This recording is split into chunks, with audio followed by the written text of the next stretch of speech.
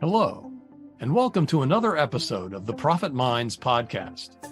I'm your host, Dr. Stephen Kirch, creator of the Profit Minds Growth System, a unique blend of profit growth, productivity acceleration, and building robust business process for scale. In every episode, I interview entrepreneurs and small business owners from around the world with a unique story to tell. You can find the show on YouTube, LinkedIn, Apple and Google Podcasts, Stitcher, Spotify, and more. Well, hi, everyone. Today, my guest is Sean Delaney, the creator of Whadif, a disruptive business consulting firm. And today, we're going to talk about the lie you've been told that's making business so difficult. Welcome, Sean. Steve, thank you. This has been great. The pre-show was amazing. Changed my life. All because of you. Thank you. I can't wait for this. Yeah. So, I ask every one of my guests to start with your story. Yeah. How did you get to be who you are, where you are, what you do? Tell us that. Oh, that's great. So my whole life, oh my God, how many hours do we have? My whole life, I have sought some kind of truth, some kind of grander truth. God bless my parents. I was constantly asking them questions, the why, constantly, how do things work? It doesn't make sense. And initially in my life, I went to law school. I went to college intending to go to law school and worked my way through college as a stand-up comedian. I loved it. I loved the stage. I loved the energies there. But I realized that comedy, imagine this, Steve, comedy wasn't about making people laugh. What are you talking about? Comedy was a different game. It was, now, I wasn't a great comic. I was just doing it for the girls. Let's admit it, Steve. This is what was happening. All right. It was college.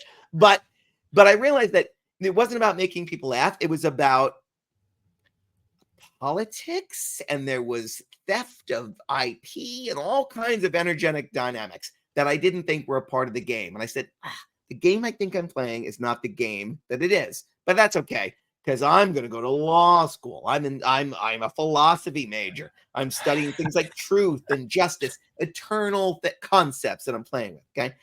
Because I'm going to go to law school and change the world. Now I go to law school, and I realize that the law, shock, and I don't like to lead with the fact that I'm a lawyer. I want people to grow to hate me, not hate me right off the bat. But anyway, I went to law school and realized that game was not the game we think we're playing, right? The law wasn't about truth and justice. Prosecutors don't seek justice. They seek convictions. Defense attorneys seek acquittals. And it is to the better side goes the quote unquote justice. This sounds terrifying, Steve. Okay, I come back. Not only that, but there's politics in law too. That's what I'm saying. Yeah. It was insane. Like I was so young, so naive that things should be the things that we think they are, right? But different games, different dynamics. Okay, so I end up saying I'm not going to play those games, and I end up in business, and I find shock that business is also a different game. So for 25 years, I work with some of the biggest brands in the world, Nike, Uber, MetLife, J&J. And I go get into the place of the way my mind thinks about the world, solving some of the biggest intractable problems for these big companies. And I find something. What do I find? That the game that's being played is also broken. I find there are dynamics, there are forces at work that every company, no matter what size, whether it's or industry, whether you're making shoes or widgets or service, and no matter the size, that all things are the same thing.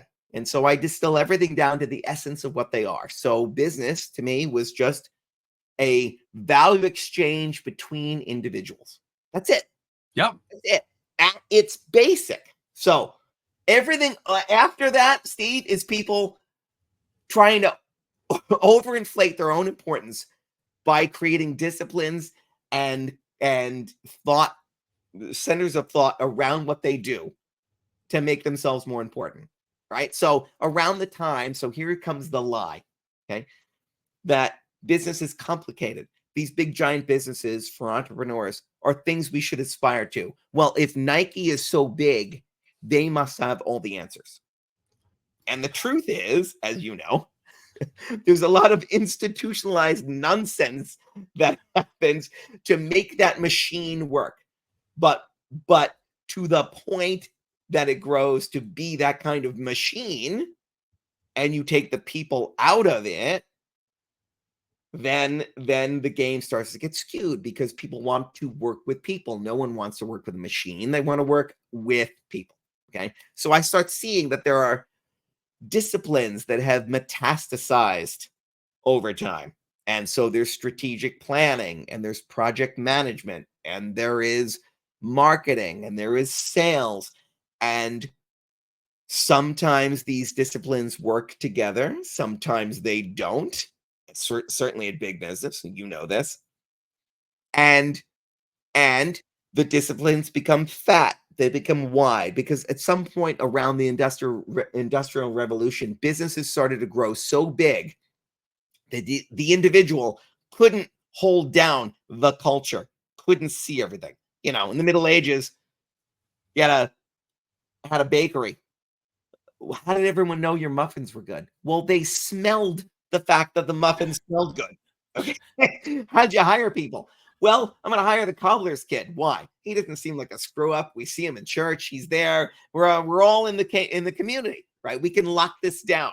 We can proliferate our own maybe inarticulated ethos, our core values, our mission and vision. All that stuff kind of just was there, right? And then everybody, and you couldn't lie about it because everybody saw it playing out every day. And because of the scale, you had to be honest. You had to acknowledge the game you were playing and who you were in it and all the components. Once things started to get beyond the scope of anyone's sight, now we had to start putting things in writing. We had to have policies. We had to layer on unnatural controls on the thing, because we're not all interacting with each other.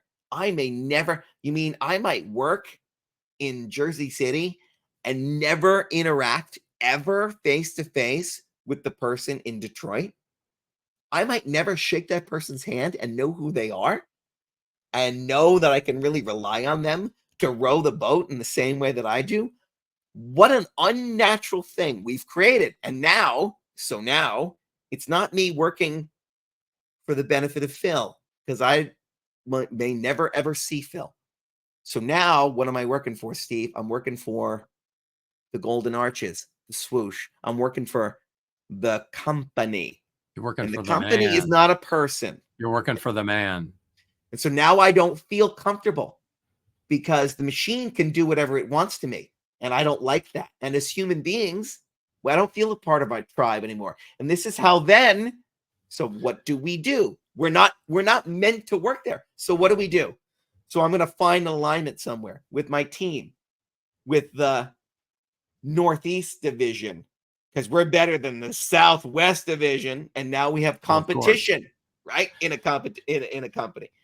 Or it's my department against their department, or it doesn't matter how we try to tribalize ourselves. We're human beings in the system, which is what we trust and love. But now we're trying to carve that out somehow inside the machine. This is disharmony because the business is not all harmonious, because we weren't ever hired to. And you're going to love this, Steve, because you're right here.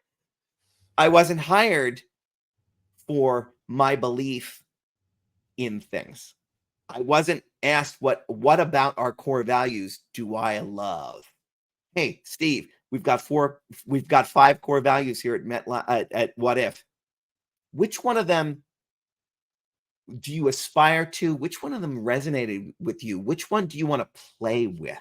Wow, I really love your last core value of find the fun, because if it's not fun, why am I doing it? Yeah, talk to me more about that. Once we know that we have the same core values, how you think, I want you to think differently in the world. That's diversity, how you think, not where you were born or how you were raised. It's how you think. If that's different, but we believe in the same things, well, magic happens then, right? Because we're rowing in the same direction for the same mission, meaning we're trying to serve the same purpose in the world with the same vision, meaning if it's a long hike or a short sprint, we understand what it is. So we're all on board with it based on who we are, who we're trying to serve, and where we're trying to go. Oh man, that's the thing. That's the essence when we distill down strategic planning. That's what big business is trying to really get to. But after 10,000 years of businessing, we've piled on 1,000 years of masterclasses on strategic planning. What do we really need to know before we can play in the world?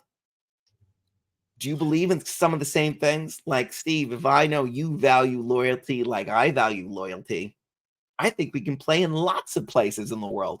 We'll get to do our missions resonate next. And if they do, ooh, we're serving the same people. Now we have some magic. Now, where are you trying to go? And where am I trying to go? If we can think that we can help each other get there, honoring all those other things, oh my God, we've just formed a massive partnership.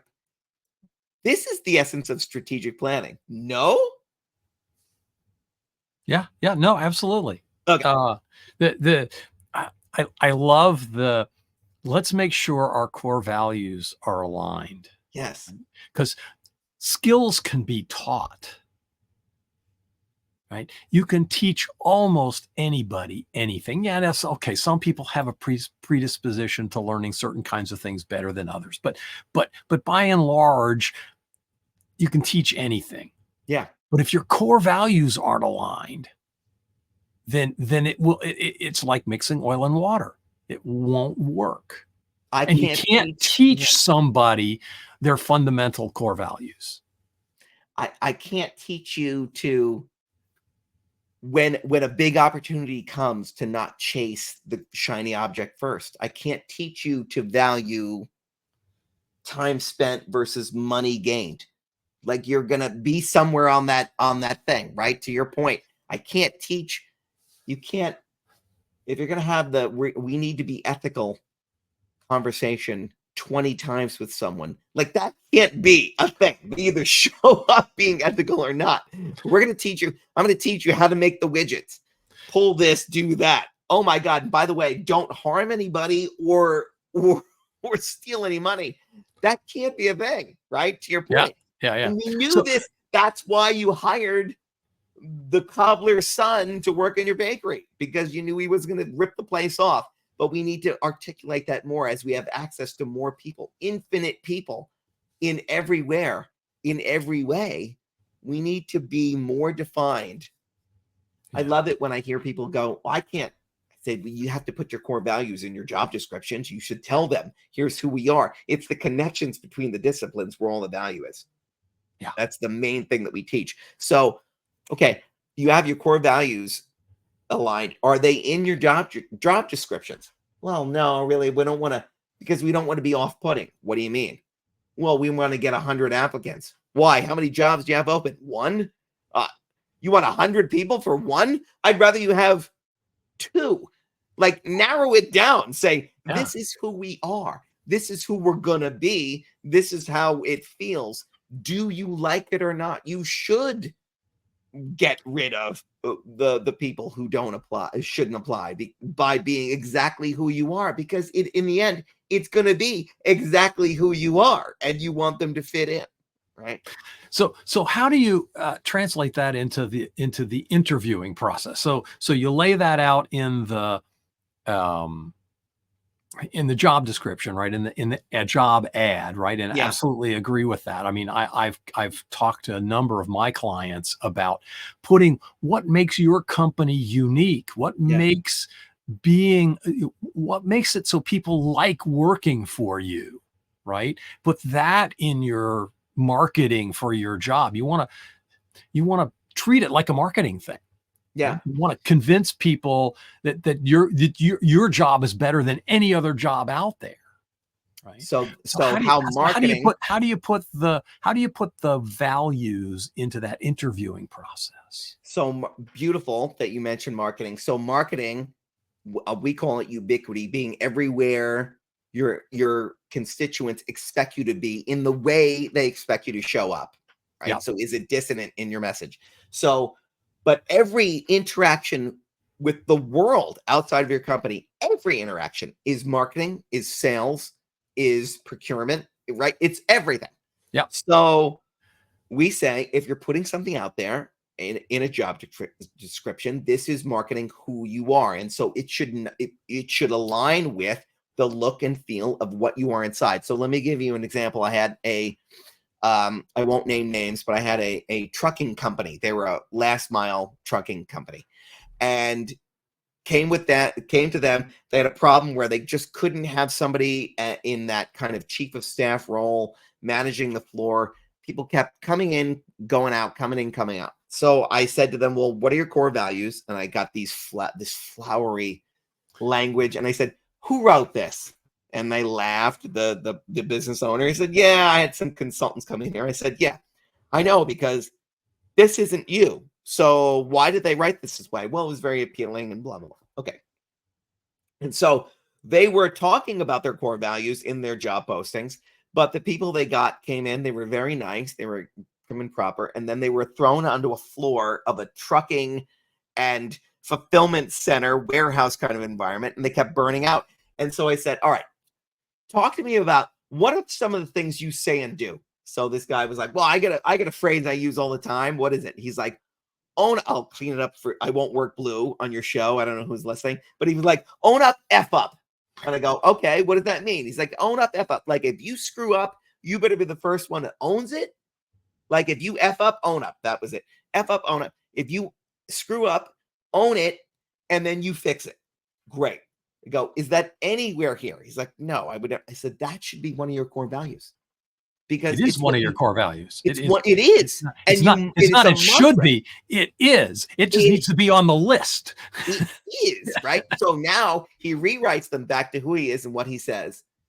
Found the perfect person, because then I said, now let's put it in a job description and say, these are our core values. This is our environment. This is what we believe. You'll be a part of this family, but we're kind of rough. This is what it is. This is what we believe. These 5. And in there, we said, as part of the interview process, when you apply, tell us which one of these is the most emotive of you. Which of these is the most, like, do you align with, vibrate with the most, and is the most exciting to you about working here, and why? Now we have a topic of conversation. Why do you, Steve, love F up, own up? You know why? Because 15 times in my career, I've seen people not, and this is what I'm looking for. Now we have a conversation. Don't tell me that, yeah, I've fulfilled a lot of orders and I managed a lot of things. All of that can be lies, deceit. Maybe it's true, maybe it's not. You could be the greatest at it in the world, but not fit in here with it. This is the alignment conversation. As you say, we can teach the rest. Sure, it helps if you've done those other things. But if you're not this absolute cog ready to go in the jobs to be done, right? So the first thing is, who are you? Do you believe the same things we believe?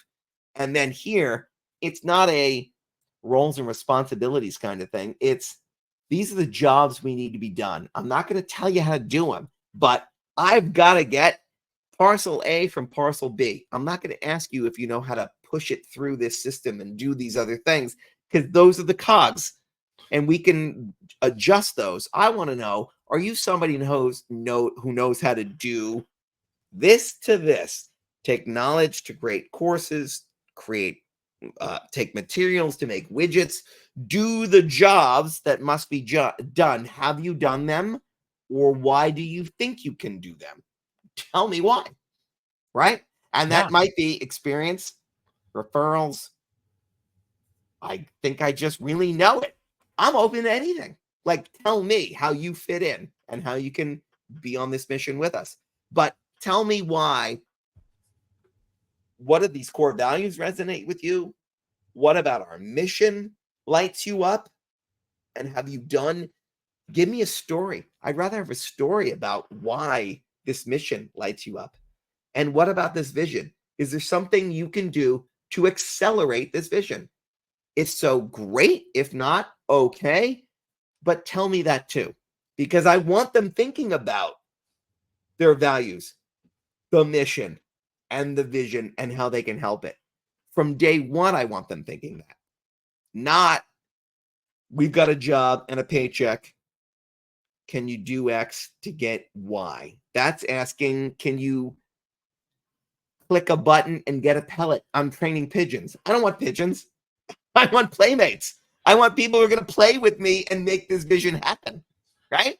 Yeah. I think all of traditional job creation, we want this thing, but what we're doing is hiring pigeons for pellets. It's not set up to get what we want. We want people who think, who believe the same things, think differently enough for us to make change happen, and then to be able to effectuate it to make it happen. That's it.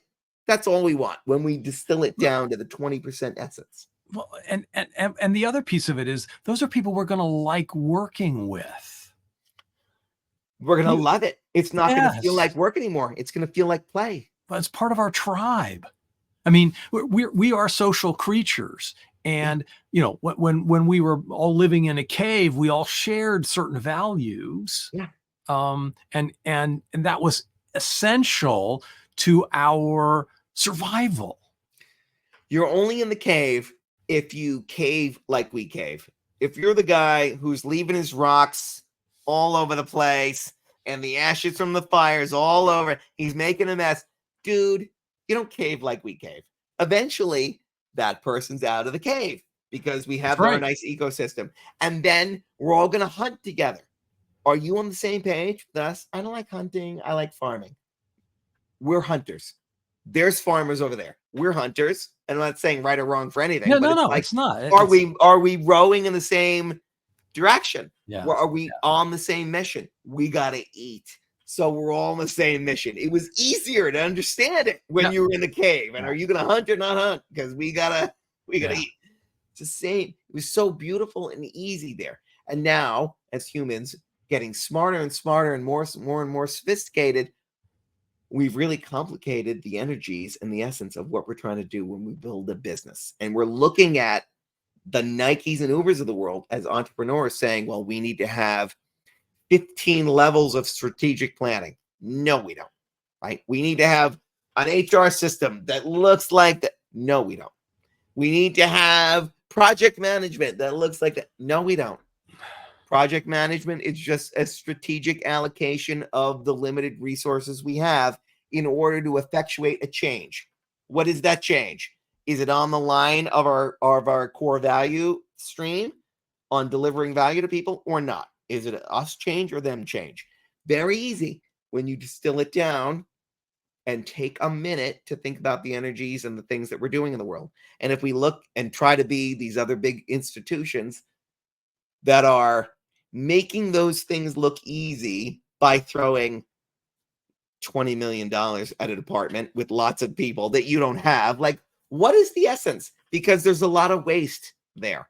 And you could be really big, really fast, really fun if you just did the few things that really, really mattered to human beings managing the machine rather than the machine dictating what we need to do as human beings.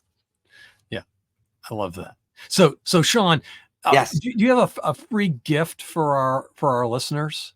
Yes, I do. So I have a diagnostic that tells you the 10 disciplines I'm talking about that every business, no matter what size it is, needs. I used to use this for the Fortune 500. Now it's free because of technology. So now it's free. So it's a 10-minute, takes 8 minutes actually, a diagnostic. And if you go to whadif.com, Whadif with a D, because that's how we say it in Jersey, right? But Whadif, the D's for disruption.com. If you go there, there's a diagnostic. Take it. It's free. There's no sales call afterwards. If you want to talk to us about how to implement what you see, great. But otherwise, you'll know the 10 disciplines that I'm telling you, and the report that comes after will tell you what I would tell you are the big leverage points for your business to sort of connect and rethink about and disrupt your thinking on what you might be chasing. That is more than you need to be doing. And if somebody wants to reach out to you directly, what's the best way? Is that through the website, or is there another place that they should go? Through the website, or they can email me at sdelaney@whadif.com. But the website's the best place. Just go there, take the diagnostic, and then we'll be in touch, and you can access me there. Great. And that concludes our show. So thanks to my guest, Sean Delaney, the creator of Whadif, a disruptive business consulting firm. I hope you learned something about the lie you've been told that's making business so difficult. I know I did. Thanks for listening. You've been listening to the Profit Minds podcast. This is your host, Dr. Stephen Kirch. Please visit www.profitminds.net for other episodes or to contact me. Thank you for your positive feedback, comments, questions, and for sharing this show with others. Thanks for listening. Have a grateful day.